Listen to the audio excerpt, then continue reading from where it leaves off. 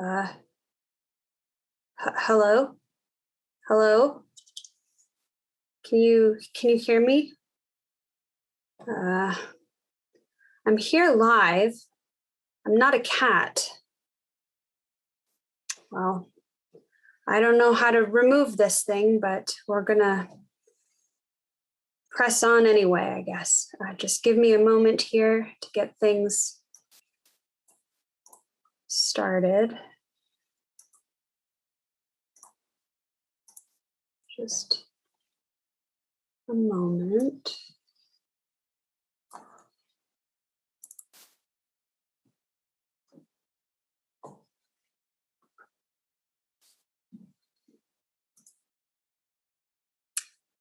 Okay, this is class Z430, Advanced Linguistics Seminar. If you are not in Advanced Linguistics, then you are in the wrong lecture.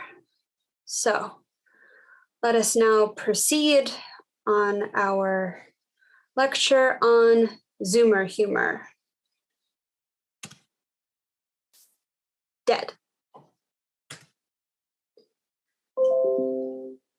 Death is a concept that has grown up with humanity, as death itself predates humanity. It took away the primates that preceded Homo sapiens, the multitudinous species that roamed the earth before them, and so forth. But death and its other forms, dead, dying, etc., have come to take on many other meanings, many of them, if not all, hyperbolic euphemisms and metaphors. Before we can appreciate dead in the context of modern internet linguistics, we must first contextualize it.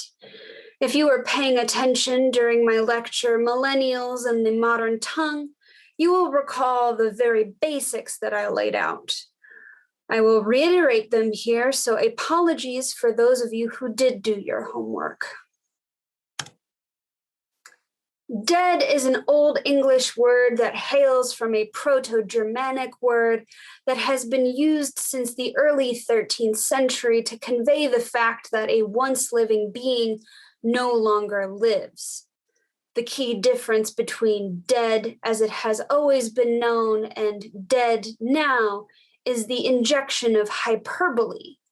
Hyperbole too has been used with death over the centuries, but never quite to this extent. When a declaration of dead or I'm dead or I'm dying is made, it is never an announcement of actual death, but a metaphorical one brought on by a deep emotional response. It can be either positive or negative. The modern versions of dead in its many forms. Dead, literal, he, she, it died. Dead in trouble, you're dead. Dead entertainment, this party is dead. Dead action, this party's dead. Dead sentiment, you're dead to me. Dead embarrassment, I would die. Dead emphatic seriousness, dead serious. Dead exhaustion, dead tired. Dead humor, dying of laughter. Dead accuracy, dead on balls accurate. Dead music, the Grateful Dead. Dead as it is currently used was likely an evolution of most, if not all, of the phrases in the previous slide, in that it is a conflation of those phrases. The meaning of dead is entirely dependent on the context and can be used to mean all of those phrases. But remember, in the modern usage, one form of dead stands apart. Does context even matter? As per 2 slides ago, dead appears to take on the same denotation every time. A hyperbolic reaction to an experience that conveys the notion that said experience is so laden with a given feeling that the only recourse left is to die, in the figurative sense. However, the connotation is dependent on context. Case in point, I'm dead. I'm dead. I'm dead. I'm dead. So, if you were to be asked, say, on a test, whether context matters, the answer would be yes. Context is also key when the modern lexicon still uses the arcane definition of dead in everyday internet speech. Here are some people, places, and things that are actually dead.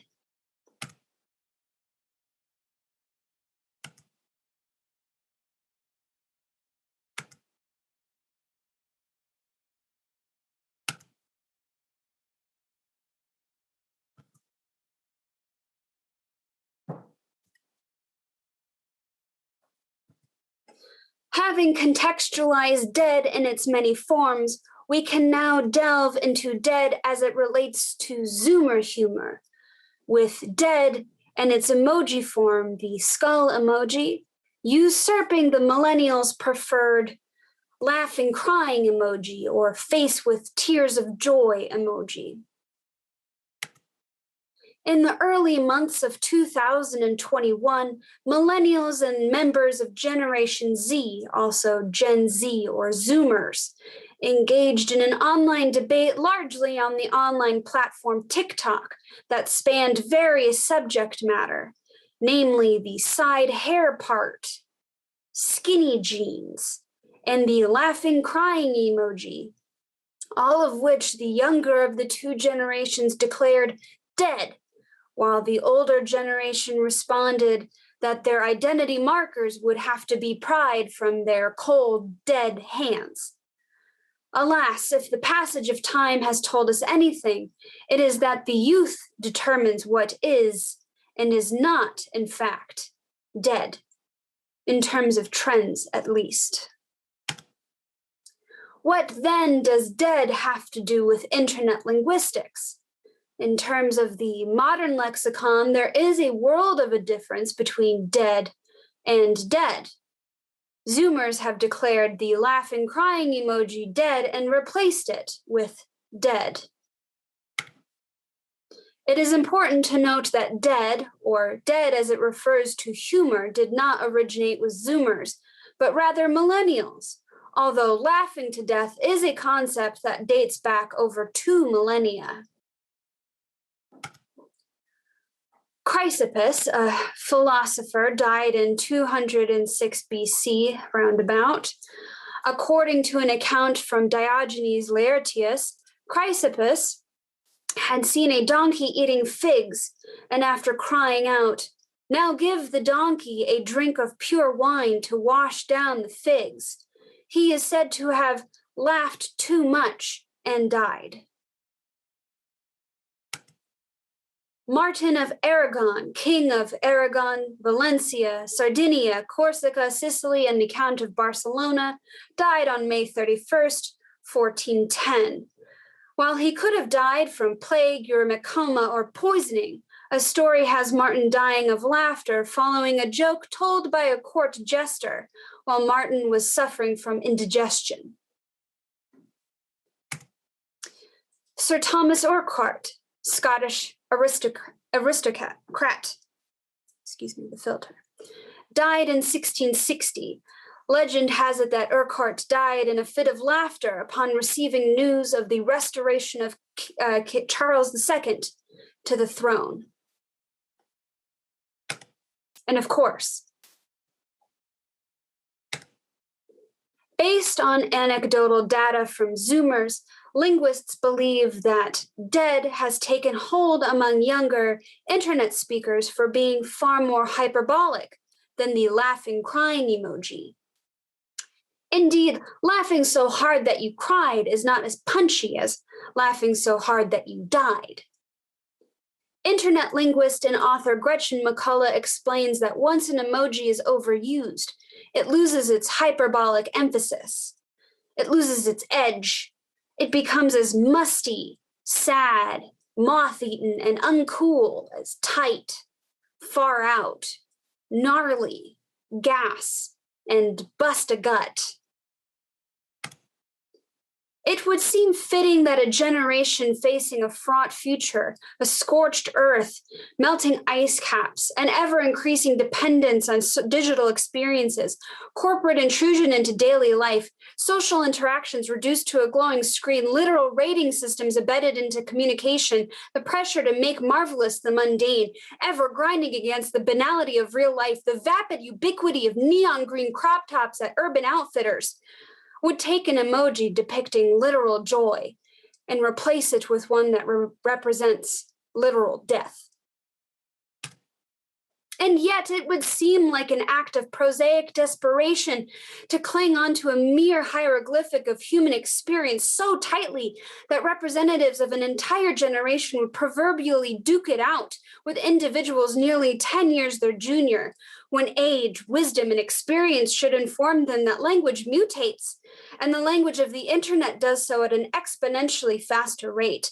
Their sheer unwillingness to become the old fuddy-duddies that preceded them, driving them further into an Aeschylean tragedy of becoming that which they hate most: boomers. Thus concludes our discussion on the nuance of dead as it relates to Zoomer humor and the great debate of 2021. Please be sure to read Chapter 5 of Gretchen McCullough's Because Internet, Understanding the New Rules of Language.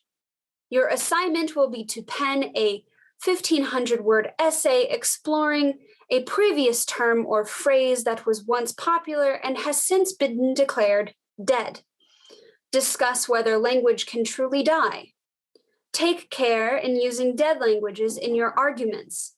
If you are going to compare Aramaic to emojis, I expect your essay to be just as concise and well-informed as if you had decided against opening up that can of worms. This has been Advanced Linguistics. I am Dr. Agatha Schneider. I look forward to our next Zoom lecture. Thank you very much.